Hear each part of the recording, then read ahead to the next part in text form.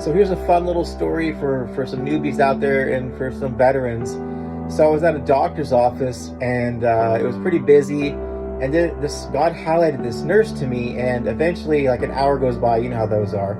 And it was me and her, and she was just helping me out.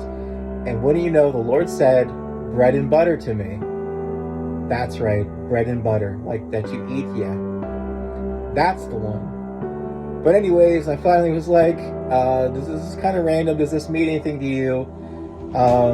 Bread and butter. And she hesitated. She's like, who doesn't like bread? And that's usually a typical response. People get offended and all that kind of stuff.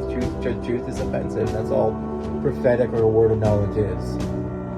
So this was basically a word of knowledge, but it was also a prophecy. So check this out. So eventually she opened up. She had her testimony. We prayed.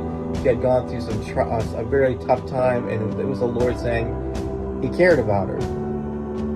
So I ended up going a week later for a checkup, and she's like, I totally remember you. What did you know? I went home that night.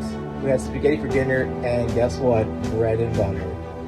So the same day, one of her favorite foods opened up her heart. And I like to prophesy like that, and do words of knowledge like that. People get offended, and they're like, well, we gotta tell you that.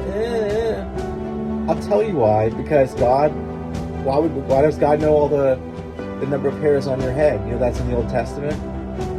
It says in the Old Testament, God says I can't even count the thoughts I have towards you.